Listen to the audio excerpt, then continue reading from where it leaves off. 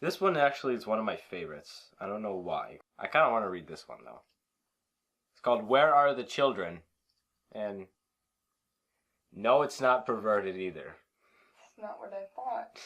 It's not about a pedophile that... That's not what I thought. What happened to the children? That's the thing. I never...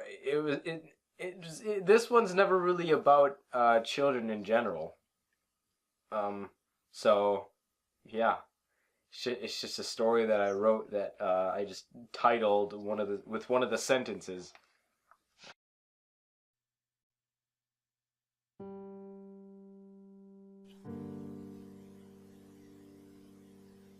I was driving home from school about a week ago. I was nearly halfway home until this school bus pulled in front of me. This yellow school bus filled with tons of kids. As usual, you'd see it in the window, the kids in the back seat waving at you. I chuckled and waved back to the kids. Slowing down and turning left onto a bridge, I kept heading straight, until I heard a loud crash. I stomped on the brakes of my car and turned around to go back. When I got there... What? What the hell? Where's the school bus? I saw the skid marks, the broken rail, the broken glass, and shards of metal off of the bridge. Listening to my background, I hear a police siren coming toward me with his car. "Hey! What are you doing?" said the policeman, slowly moving toward me. I saw a school bus turn here and it fell off the bridge." "What?" the policeman asked. I turned back to see the rail and the bridge clean and fixed. "What?" I turned around to see a dead body in a pool of blood. The cop slowly takes out his gun out of his holster and points it at me. "Wait! Think about what you're doing!" I screeched. "Back up!" he yelled. I backed away from the body as far as I could. "Turn around!" he said. The minute I turn around, I hear a loud bang. I assume he put the man's body down completely. "Help!" I screamed. "Shut up! Turn around!" he yelled. "Get out of here and don't come back!" What? He ran to his car and drove off. What the hell just happened? Who was here? Who did he shoot? Why did he shoot him? Got a good look at him anyway.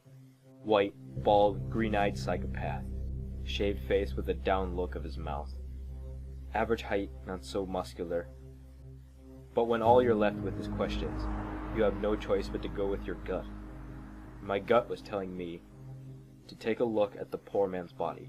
Bullet hole in his head, bleeding even worse than ever. Oh my gosh, help! I look at his face. Wait, what the hell's going on? This is the same man I saw shoot him. White, bald-headed, green-eyed, shaved face, down-looking expression on his mouth. I was dreaming. It's just a damn nightmare. Wake up. Wake up! I screamed. The next day I take the same route home and see the school bus. And the same kid I noticed who waved at me. Waved at me again. But she died. They all died. Or so I thought. As I hear another car crash off the bridge. I turn around again to see the same damn incident. Broken rail, glass shards, skid marks, shards of metal. The poor bleeding man on the bridge. The homicidal twin policeman. That very same sequence happened all over again. This time, I saw that he shot the man. "Hey, don't turn around!" said the cop. "Why?" I asked. "Just don't... Get the hell out of here!" I wait there for hours, hoping somebody, even the police, would come and see what happened. I didn't bother to call the police, so I waited to see if anybody heard the shot. Nobody came. I decided to take the extra tarp in my car out to the body, wrap it up, and tie cinder blocks on the feet, and throw the body in the nearest lake. I went back home to shrug off the guilt of not telling anybody what happened. The next day, the cops showed up at my school.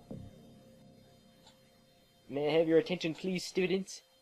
said the principal, with a bit of a stutter. "The police are here to do an inspection of your lockers." We all had to go down to our lockers.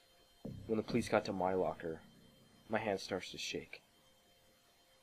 "Is this for a drug check or something?" I asked. "Just open your locker," commanded the officer. As soon as I got the last combo number in my locker, it wouldn't open. I nervously let out a bit of a chuckle. "Whoops, wrong combo," I said. "Try it again," said the officer. I tried again and again, and it wouldn't open. "You sure this is your locker?" he asked nervously. Nervously I said, Yeah. I couldn't tell what they were looking for exactly, because, you know, police. They don't tell you what they're doing until they're done. Finally, my combo worked. I opened my locker and... "Put your hands up in the air right now!" yelled the officer. I saw that psychotic policeman's decapitated head facing me. I immediately swing my arms straight up, surrendering, and maybe hope to see if I can convince them to watch the security footage here in the school. I have no clue who put a dangling head in my locker, let alone the exact policeman who I saw kill his brother. Twin brother? Over and over again, in the same situation. Is the world in a loop? Are we stuck in a tangent universe? Until somebody dies? When all you're left with is questions that sound impossible to answer, sometimes those thoughts might be plausible. Instead of getting to talk to them right away, I'm immediately taken to the station for questioning. "Why'd you do it?" said the officer. "Do what? I didn't do anything wrong!" I said. "What will convince me to say that it wasn't you?" he asked. The security cameras around the school. There's one that faces directly at my locker." Panickingly, I didn't know what else to tell them with the camera. Turns out the school deleted every single file of the video taken that day. I'm wondering why they didn't even think why it wasn't there. I have to go. There will be another murder," I panicked. "What the hell are you talking about?" the officer asked. "You're not going anywhere but a jail cell otherwise." I suddenly felt this weird feeling in my stomach and throughout my chest. I began to see a glowing neon, bluish-green orb-like structure coming out of the officer's chest, like a spear. And he followed it.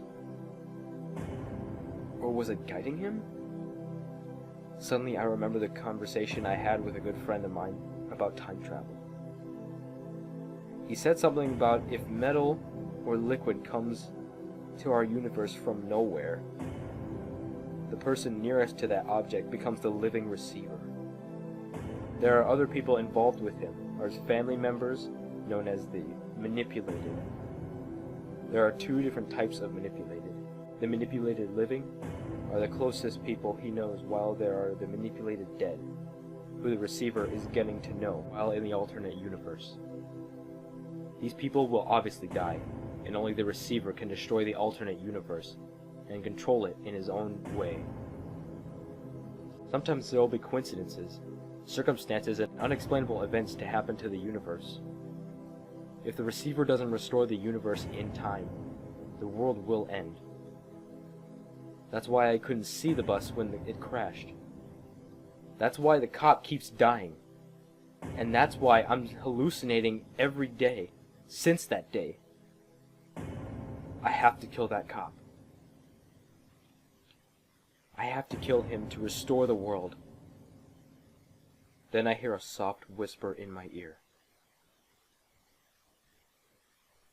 0 days. 2 hours. 22 minutes. 12 seconds is all you have left before the world ends. I stand right up out of my chair and attack the cop keeping me here. I ran straight out of the room as the same looking spear orb thingy was guiding me too, coming out of my chest, showing me where the exit was. I followed it. In my way stand 2 more cops, one pointing his gun at me. I grab his gun and bang it over his head.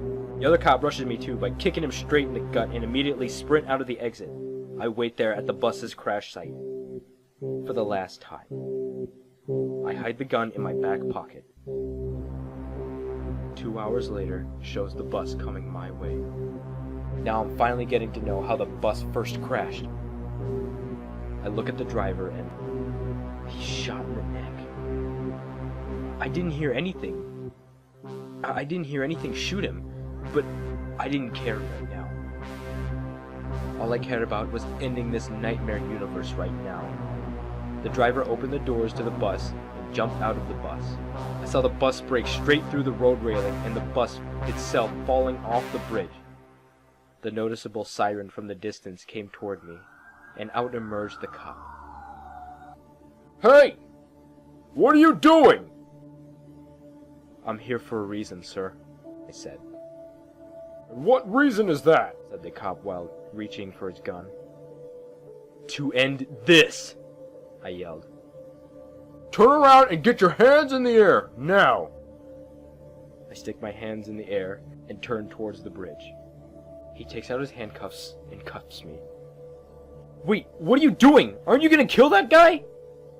Shut the hell up now. Get in the car, he commanded, taking me to the back seat of the patrol car. He walks over to the driver, about ready to put him down for the last time.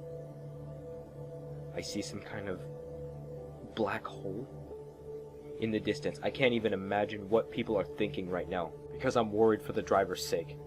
I raise my leg and kick at the door. The door of the car goes flying out right at the cop. The force of my surprisingly powerful kick kicks the door right at him, makes him fly back. Emerging from the car surprisingly again, breaking the handcuffs apart and reach for my gun. The cop finally rises to his feet, but I'm too quick. I whip out the gun and don't hesitate to pull the trigger, aimed right at his head. The force of the bullet travels through his now brain-dead brain and pulls him back over the bridge and pulls him toward the non-hovering ground. I look down at his body. A pool of blood spills out around his head and chest as the driver moans and groans. Seeing the black hole turn a bright baby blue, then a dark red, then flashing before my eyes, the timeline in reverse I spent in this tangent universe. Open my eyes to see myself back on the road, that very first day of the bus crash. So what happened next? Where are the children, you ask? They're right in front of me, ready to get home safely. But not like me. Come on.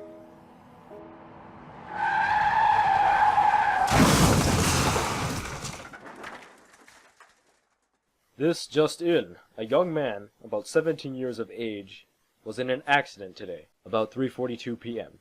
He was found dead at the scene. Cause of death, speeding.